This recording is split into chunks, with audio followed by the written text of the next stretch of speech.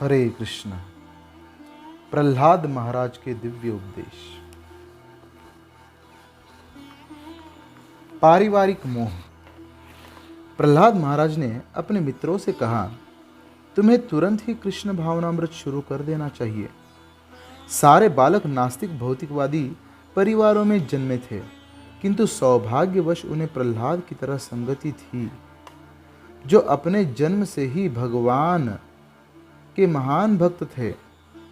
जब भी उन्हें अवसर मिलता और जब अध्यापक कक्ष के बाहर होता तो वे कहा करते, मित्रों आओ, हम हरे कृष्ण कीर्तन करें। यह कृष्ण भावनामृत शुरू करने का समय है। किंतु जैसा कि हमने अभी अभी कहा, किसी बालक ने कहा होगा, किंतु हम अभी बच्चे हैं, हमें खेलने दीजिए, हम तुरंत मरने वाले नहीं, हमें कुछ आनंद लेने दीजिए, अतः बाद में कृष्ण भावनामृत शुरू करेंगे। लोग यह नहीं जानते कि कृष्ण भावनामृत सर्वोच्च आनंद है। वे सोचते हैं कि जो बालक तथा बालिकाएं इस कृष्ण भावनामृत में सम्मिलित हुई हैं, वे मूर्ख हैं। वे प्रभुपाद के प्रभाव से इसमें सम्मिलित हुए हैं और उन्होंने भोगने योग्य अपनी सारी वस्तुएं छोड़ दी हैं, किंतु वास्तव में ऐसा नहीं है। वे सभी बुद्धिमान शिक्षित बालक बालिकाएं हैं और अत्यंत सम्मानित परिवारों से आए हैं। वे मूर्ख नहीं हैं, वे हमारे संग में सचमुच ही जीवन का आनंद ले रहे हैं। अन्यथा इस आंदोलन के लिए वे अपना मूल्यवान समय अर्पित न करते। वस्तुतः कृष्ण भावनामृत में आनंदमय जीवन है, लेकिन लोगों को इसका पता नहीं है। वे कहते हैं, इस कृष्ण भावनामृत से क्या लाभ है? जब मनुष्य इंद्रिय तृप्ति में फंसकर बड़ा होता है तो उसमें से निकल पाना बहुत कठिन होता है। इसलिए वैदिक नियमों के अनुसार 5 वर्ष की अवस्था से ही विद्यार्थी जीवन में बालकों को आध्यात्मिक जीवन के विषय में शिक्षा दी जाती है। इसे ब्रह्मचर्य कहते हैं। एक ब्रह्मचारी परम चेतना अर्थात कृष्ण भावनामृत या ब्रह्म चेतना प्राप्त करने में अपना सारा जीवन अर्पित कर देता है। ब्रह्मचर्य के अनेक विधि विधान हैं। उदाहरणार्थ, किसी का पिता कितना ही धनी क्यों न हो, एक ब्रह्मचारी अपने गुरु के निर्देशन में प्रशिक्षित होने के लिए उसकी शरण में एक दास की तरह आता है और एक तुच्छ दास की भांति कार्य करता है। यह कैसे संभव है? हमें इसका वास्तविक अनुभव हो रहा है कि अत्यंत सम्मानित परिवारों के बहुत ही अच्छे बालक यहाँ पर किसी भी तरह का कार्य करने में संकोच नहीं करते। वे थालियाँ धोते हैं, फर्श साफ करते हैं, वे हर प्रकार का कार्य करते हैं। एक शिष्य की माता को अपने बेटे पर आश्चर्य हुआ जब वह अपने घर गया। इसके पूर्व वह दुकान तक भी नहीं जाता था, किंतु अब वह 24 घंटे काम में लगा रहता है। जब तक आनंद की अनुभूति न हो, भला कोई व्यक्ति कृष्ण भावनामृत जैसी विधि में क्यों संलग्न होने लगा? यह केवल हरे कृष्ण कीर्तन करने से ही है। यही हरे कृष्ण मंत्र हमारी एकमात्र निधि है। मनुष्य एकमात्र कृष्ण भावनामृत से प्रसन्न रह सकता है। वस्तुतः यह आनंद पूर्ण जीवन है, किंतु बिना प्रशिक्षित हुए ऐसा जीवन बिताया नहीं जा सकता। प्रहलाद महाराज कहते हैं कि हर व्यक्ति पारिवारिक स्नेह से बंधा है। जो व्यक्ति पारिवारिक मामलों में अनुरक्त रहता है, वह अपनी इंद्रियों को वश में नहीं कर सकता। स्वभावतः हर व्यक्ति किसी न किसी से प्रेम करना चाहता है। उसे समाज, मैत्री तथा प्रेम की आवश्यकता होती है। ये आत्मा की मांगे हैं, किंतु वे विकृत रूप में प्रतिबिंबित हो रही है।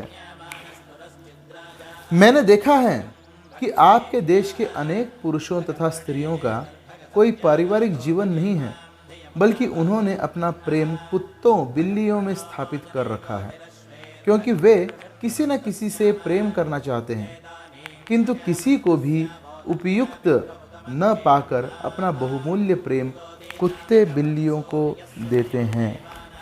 हमारा कार्य है इस प्रेम को जिसे कहीं न कहीं स्थापित करना ही है, श्री कृष्ण पर स्थानांतरित करना। यही कृष्ण भावनामृत है। यदि आप अपने प्रेम को भगवान श्री कृष्ण पर स्थानांतरित करते हैं तो यह सिद्धि है, किंतु आजकल लोगों को हताश किया तथा ठगा जा रहा है।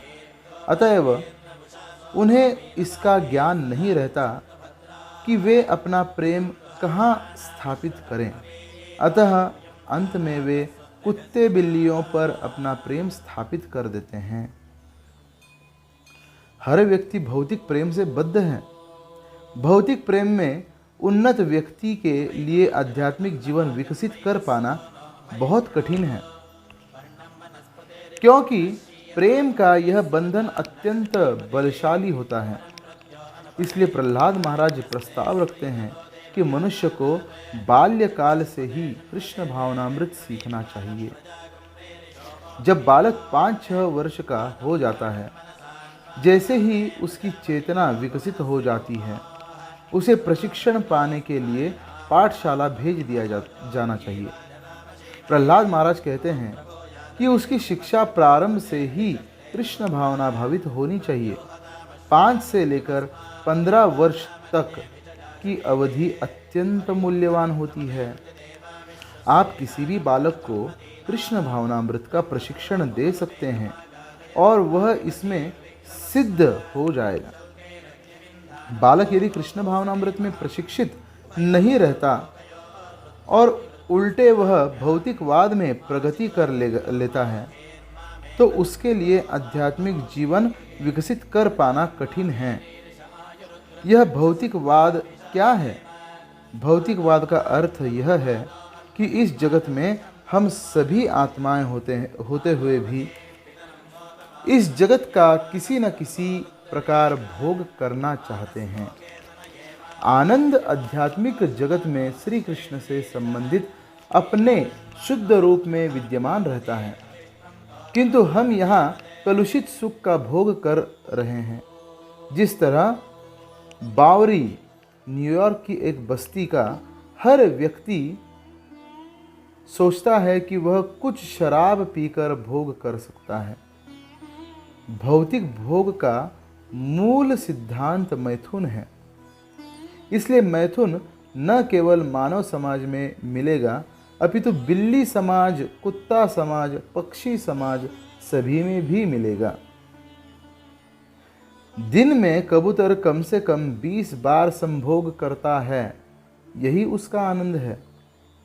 श्रीमद् भागवतम द्वारा यह पुष्टि होती है कि भौतिक भोग नर तथा नारी के यौन मिलाप से अधिक किसी अन्य पर आधारित नहीं है। प्रारंभ में कोई लड़का सोचता है, वाह वह लड़की कितनी सुंदर है, और लड़की कहती है कि वाह लड़का उत्तम है। जब वे मिलते हैं तो भौतिक कलमश अधिक प्रगाढ़ हो जाता है, और जब वे संभोग करते हैं तो वे और अधिक लिप्त हो जाते हैं। कैसे? जैसे ही लड़का तथा लड़की विवाहित हो जाते हैं, वे एक घर चाहते हैं। फिर उनके बच्चे उत्पन्न होते हैं। जब बच्चे जन्म लेते हैं तो वे सामाजिक मान्यता, समाज, मैत्री तथा प्रेम चाहते हैं। इस तरह भौतिक आसक्ति बढ़ती जाती है। इन सभी में धन की आवश्यकता होती है। जो व्यक्ति अतीव भौतिकवादी होता है, वह किसी को भी ठग सकता है, किसी का भी वध कर सकता है, धन की मांग कर सकता है, उधार ले सकता है या चोरी कर सकता है। कोई भी कार्य जिससे धन प्राप्त हो सके कर सकता है। वह जानता है कि उसका घर, उसका परिवार, उसकी पत्नी और बच्चे सर्वदा विद्यमान नहीं रहेंगे। वे समुद्र के बुलबुले के समान हैं, जो उत्पन्न होते ही थोड़ी देर में चले जाते हैं, किंतु वह अत्यधिक आसक्त रहता है। उनके परिपालन के लिए आवश्यक धन प्राप्त करने के लिए वह अपने आध्यात्मिक विकास की बलि दे देता है। मैं यह शरीर हूँ, मैं इस भौतिक जगत का हूँ, मैं इस देश का हूँ, मैं इस जाति का हूँ, मैं इस धर्म का हूँ और मैं इस परिवार से संबंधित हूँ। यह विकृत चेतना बढ़ती ही जाती है। उसका कृष्ण भावनामृत कहाँ है? वह इतनी गहराई तक फंस जाता है कि उसके लिए धन अपने जीवन से भी अधिक मूल्यवान बन जाता है। दूसरे शब्दों में, वह धन के लिए अपने जीवन को खतरे में डाल सकता है। चाहे कोई गृहस्थ हो या श्रमिक, व्यापारी हो या चोर डकैत या धूर्त, हर व्यक्ति धन के पीछे लगा हुआ है। यही मोह है। इस बंधन में वह अपने को विनष्ट कर देता है। प्रहलाद महाराज कहते हैं कि इस अवस्था में जब आप भौतिकवाद में अत्यधिक लीन हो तो आप कृष्ण भावनामृत का अनुशीलन नहीं कर सकते। इसलिए मनुष्य को बालपन से ही कृष्ण भावनामृत का अध्ययन करना चाहिए। निस्संदेह श्री कृष्ण चैतन्य महाप्रभु इतने दयालु हैं कि वे कहते हैं, कभी ना करने की अपेक्षा विलंब से करना श्रेष्ठ है। यद्यपि तुम अपने बालपन से ही कृष्ण भावनामृत को प्रारंभ करने का अवसर गंवा बैठे हो, किंतु तुम जैसी भी स्थिति में हो वहीं से आरंभ करो। यही श्री चैतन्य महाप्रभु की शिक्षा है। उन्होंने यह भी नहीं कहा कि चूंकि तुमने अपने बचपन से कृष्ण भावनामृत नहीं शुरू किया इसलिए तुम उन्नति नहीं कर सकते। वे अत्यंत कृपालु हैं। उन्होंने हमें यह उत्तम हरे कृष्ण कीर्तन की विधि प्रदान की है। हरे कृष्ण कृष्ण कृष्ण हरे हरे, हरे राम राम राम हरे हरे। आप चाहे जवान हो या बूढ़े, चाहे आप जो भी हो, बस इसे शुरू कर दें। आप यह नहीं जानते कि आपका जीवन कब समाप्त हो जाएगा। यदि आप निष्ठापूर्वक क्षण भर के लिए भी कीर्तन करते हैं तो इसका बहुत प्रभाव पड़ेगा। यह आपको महान से महान संकट से अगले जीवन में पशु बनने से बचा लेगा। यद्यपि प्रहलाद महाराज 5 वर्ष के हैं, किंतु एक अत्यंत अनुभवी तथा शिक्षित व्यक्ति की तरह बोलते हैं, क्योंकि उन्हें अपने गुरु श्री नारद मुनि से ज्ञान प्राप्त किया था। इसका उद्घाटन श्रीमद् भागवतम के अगले अध्याय 7.7 में किया गया है। ज्ञान आयु पर निर्भर नहीं करता, अपितु प्राप्ति के श्रेष्ठ स्रोत पर निर्भर करता है। केवल आयु में वृद्धि से ही कोई चतुर नहीं बन जाता, ऐसा संभव नहीं है। ज्ञान एक श्रेष्ठ स्रोत से ग्रहण करना होता है, तभी मनुष्य बुद्धिमान हो सकता है। इससे कोई अंतर नहीं पड़ता कि कोई 5 वर्ष का बालक है या 5 वर्ष का बूढ़ा, 50 वर्ष का बूढ़ा। जैसा कि कहा जाता है, ज्ञान से मनुष्य कम आयु का होने पर भी वृद्ध माना जाता है। यद्यपि प्रहलाद केवल 5 वर्ष के थे, किंतु ज्ञान में उन्नत होने के कारण वे अपने सहपाठियों को सम्यक उपदेश दे रहे थे। कुछ लोगों को ये उपदेश अरुचिकर लग सकते हैं। मान लीजिए कोई व्यक्ति विवाहित है और प्रहलाद का उपदेश है कि कृष्ण भावनामृत ग्रहण की जाए। वह सोचेगा, मैं अपनी पत्नी को कैसे छोड़ सकता हूँ? हम तो साथ साथ उठते बैठते हैं, बातें करते हैं और आनंद मनाते हैं। भला कैसे छोड़ सकता हूँ? पारिवारिक आकर्षण अत्यंत प्रबल होता है। मैं वृद्ध हूँ, मेरी आयु 72 वर्ष की है। मैं विगत 14 वर्षों से अपने परिवार से विलग हूँ। तथापि कभी कभी मैं भी अपनी पत्नी और बच्चों के विषय में सोचता हूँ। यह स्वाभाविक है, किंतु इसका अर्थ यह नहीं है कि मुझे वापस जाना होगा। यह ज्ञान है। जब मन इंद्रिय तृप्ति के विचारों में मग्न होता है तो यह सोचना चाहिए कि ये मोह हैं। वैदिक प्रणाली के अनुसार मनुष्य को 50 वर्ष की आयु में अपना परिवार छोड़ना ही पड़ता है। उसे जाना ही पड़ेगा, इसका कोई दूसरा विकल्प नहीं है। प्रथम 24 वर्ष विद्यार्थी जीवन के लिए हैं। 50 वर्ष से 25 वर्ष की आयु तक उसे कृष्ण भावनामृत की सुचारू रूप से शिक्षा दी जानी चाहिए। मनुष्य की शिक्षा का मूल सिद्धांत कृष्ण भावनामृत के अतिरिक्त और कुछ भी नहीं होना चाहिए। तभी इस लोक में तथा अगले लोक में यह जीवन सुखमय तथा सफल होगा। कृष्ण भावना भावित शिक्षा का अर्थ है कि मनुष्य को पूरी तरह भौतिक चेतना छोड़ने के लिए प्रशिक्षित किया गया है। यही सम्यक कृष्ण भावनामृत है। किंतु यदि कोई विद्यार्थी कृष्ण भावनामृत के सार को ग्रहण नहीं कर पाता तो उसे सुयोग्य पत्नी से विवाह करने और शांतिपूर्ण गृहस्थ जीवन बिताने की अनुमति दी जाती है। चूंकि उसे कृष्ण भावनामृत के मूल सिद्धांतों का प्रशिक्षण दिया जा चुका होता है, इसलिए वह इस भौतिक जगत में नहीं फंसेगा। जो व्यक्ति सादा जीवन बिताता है, सादा जीवन और उच्च विचार, वह पारिवारिक जीवन में भी कृष्ण भावनामृत में प्रगति कर सकता है। अतएव पारिवारिक जीवन की निंदा नहीं की जाती, किंतु यदि मनुष्य अपनी आध्यात्मिक पहचान भूलकर सांसारिक व्यापारों में फंस जाता है और वह दुर्गति को प्राप्त होता है, उसके जीवन का उद्देश्य नष्ट हो जाता है। यदि कोई यह सोचता है कि मैं काम वासना से अपने को नहीं बचा सकता, तो उसे चाहिए कि वह विवाह कर ले। इसकी संस्तुति है, लेकिन अवैध मैथुन न किया जाए। यदि कोई व्यक्ति किसी स्त्री को चाहता है या कोई स्त्री किसी पुरुष को चाहती है, तो उन्हें चाहिए कि विवाह करके कृष्ण भावनामृत में जीवन बिताएं।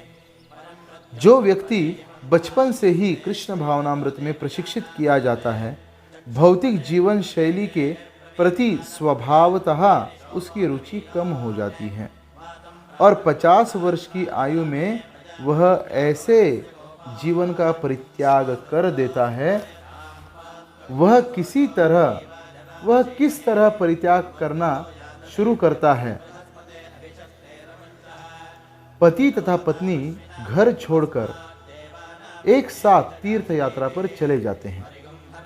यदि कोई व्यक्ति 25 वर्ष से लेकर 50 वर्ष की आयु तक पारिवारिक जीवन में रहता है, तो तब तक उसकी कुछ संतानें अवश्य ही बड़ी हो जाती हैं।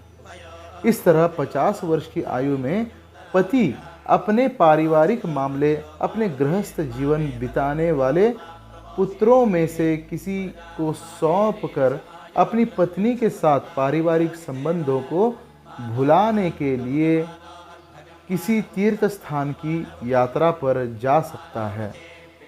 जब वह पुरुष पूरी तरह विरक्त हो जाता है, तो वह अपनी पत्नी से अपने पुत्रों के पास वापस चले जाने के लिए कहता है और स्वयं अकेला रह जाता है।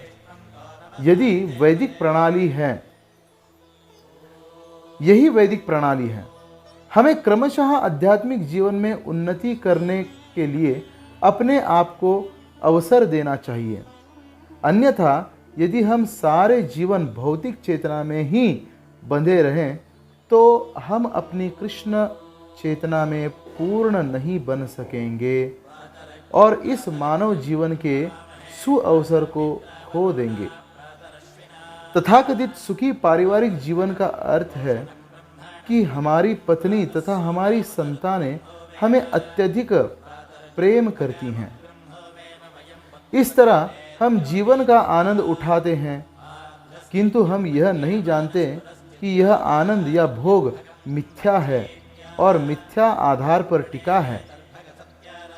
हमें पलक झपकते ही इस भोग को त्यागना पड़ सकता है। मृत्यु हमारे वश में नहीं है। श्रीमद् भगवद गीता से हम यह सीखते हैं कि जो व्यक्ति अपनी पत्नी पर अधिक आसक्त रहता है तो मरने पर अगले जन्म में उसे स्त्री का शरीर प्राप्त होगा। यदि पत्नी अपने पति पर अत्यधिक अनुरक्त रहती है तो अगले जन्म में उसे पुरुष का शरीर प्राप्त होगा। इसी प्रकार यदि आप पारिवारिक व्यक्ति नहीं हैं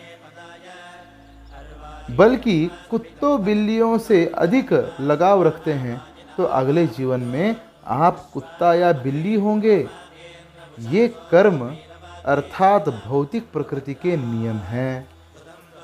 कहने का तात्पर्य यह है कि मनुष्य को तुरंत ही कृष्ण भावनामृत प्रारंभ कर देना चाहिए। मान लीजिए कि कोई यह सोचता है मैं अपना यह खेल कूद का जीवन बिताने के बाद जब बूढ़ा हो जाऊंगा और मेरे पास करने के लिए कुछ नहीं होगा तो मैं कृष्ण भावनामृत संघ में जाकर कुछ सुनूंगा। निश्चय ही उस समय आध्यात्मिक जीवन बिताया जा सकता है, किंतु इसकी प्रतिभूति कहाँ है कि कोई व्यक्ति वृद्धावस्था तक जीवित रहेगा। मृत्यु किसी भी समय आ सकती है, इसलिए आध्यात्मिक जीवन को टालना अत्यंत खतरनाक है। इसलिए मनुष्य को चाहिए कि तत्क्षण कृष्ण भावनामृत के सुअवसर का लाभ उठाएं। यही इस संघ का प्रयोजन है कि प्रत्येक व्यक्ति को जीवन की किसी भी अवस्था में कृष्ण भावनामृत प्रारंभ करने का अवसर प्रदान किया जाए। हरे कृष्ण कृष्ण कृष्ण हरे हरे, हरे राम राम राम हरे हरे के कीर्तन की विधि से प्रगति दुर्गति से होती है तथा फल की प्राप्ति तत्काल होती है। हम उन समस्त देवियों एवं सज्जनों से जो कि हमारा व्याख्यान सुनते हैं या हमारा साहित्य पढ़ते हैं अनुरोध करेंगे कि घर पर खाली समय में हरे कृष्ण कीर्तन करें और हमारी पुस्तकें पढ़ें। यही हमारा अनुरोध है। हमें विश्वास है कि आपको यह विधि अत्यंत सुखकर तथा प्रभावशाली लगेगी। हरे कृष्ण कृष्ण कृष्ण हरे हरे, हरे राम राम राम हरे हरे।